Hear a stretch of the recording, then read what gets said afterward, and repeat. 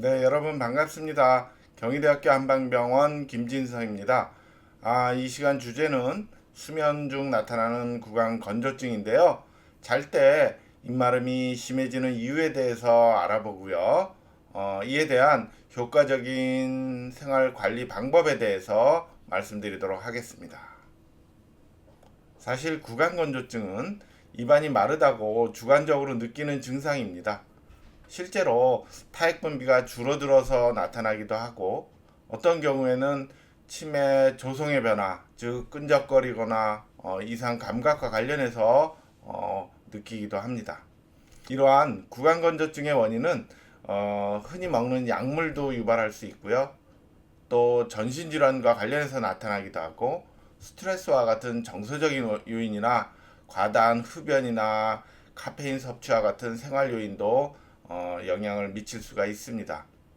그래서 입이 마르다는 느낌뿐만이 아니고 입이 텁텁하고 끈적거리고 깔끄럽고 한 이상한 감각들, 또 입안이 화끈거리거나 나아가서 통증과 같은 입안 자결감, 또 맛을 느끼는 기능이 떨어지기도 하고요.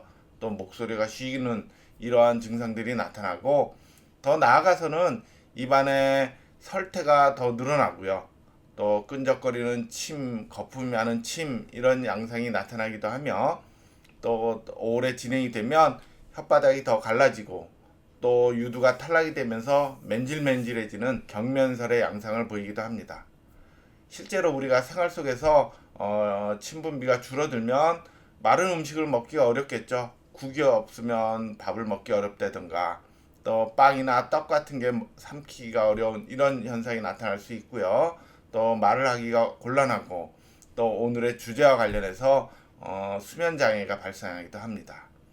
이러한 자세한 내용은 구강건조증 분류 스스로 진단하기 위해서 마지막 편에 분류별로 이렇게 스스로 진단하는 면을 좀 참고하시면 도움이 될 듯 싶고요. 그럼 수면 중에 입마름이 심해지는 이유는 무엇일까요? 사실 우리들 모두 정상적으로 하루 1.5리터 내외의 타액 분비가 이루어지고 있습니다. 하지만 이들 침들이 하루 종일 균등하게 분비되는 것은 아니고요. 무엇을 먹거나 심지어 상상하거나 냄새 맡거나 눈으로 보면 침 분비가 잘 이루어지다가도 공포감을 느끼거나 스트레스를 받고 몸이 피곤하고, 또 오늘의 주제와 관련해서 수면 중에는 침 분비가 현저히 줄어들어요.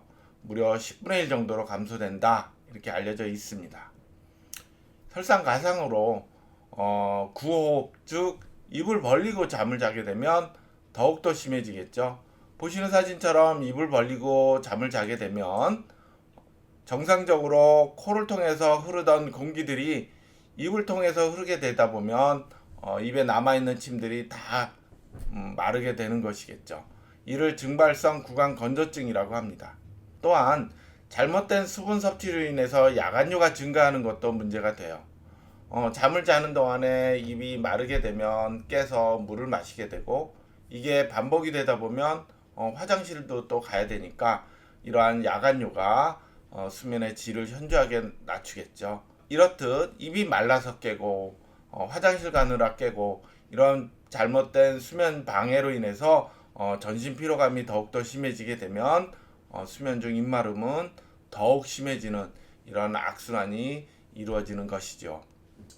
다음은 수면 중에 입마름을 줄이기 위한 방법에 대해서 알아보도록 하겠습니다.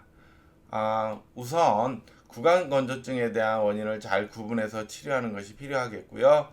더불어서 불면증이 있다면 이에 대한 적극적인 대처가 필요해요. 두 번째, 입을 벌리고 자는 원인이 있다면 이에 대한 교정도 필요하겠죠. 단순히 코가 막히거나 잘못된 습관으로 입을 벌린다면 비강 확장기나 또 입 벌림 방지 밴드, 테이프 이런 걸 쓸 수가 있겠죠.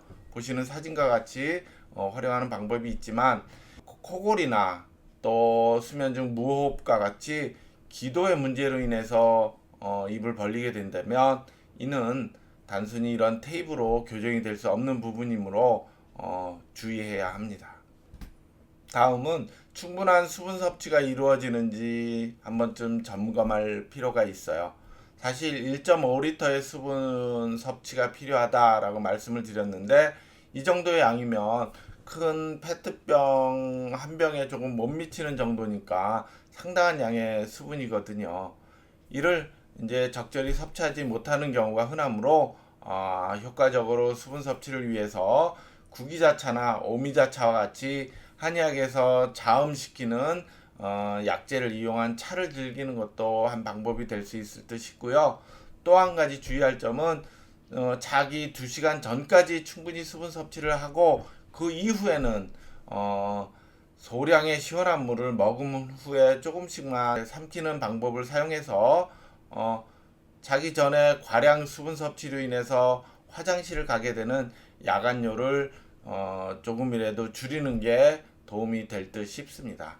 마지막으로 입이 건조할 뿐만이 아니고 화끈거리거나 이상 감각이 있다면 보시는 사진처럼 오이를 잘라서 얼린 다음에 이를 입안에 올려놓고 녹여 드시는 것과 같이 입안에 화끈거리는 이상 감각을 조금이라도 줄이는 것이 도움이 될 수 있습니다. 마지막으로 가까운 약국에서 몇 종류의 인공 타액들을 구입을 한번 해보세요. 뿌리는 식이나 바르는 이런 종류들을 한번 써보면서 본인한테 잘 맞는지 확인해서 사용하는 것도 좋을 듯 싶습니다. 구강 건조증과 관련해서 자세한 내용과 더불어서 한방치료 방법에 대해서 아실 수 있도록 입마름이 심해요 구강 건조 한방으로 극복하기에 대한 컨텐츠를 참고하시기 바랍니다.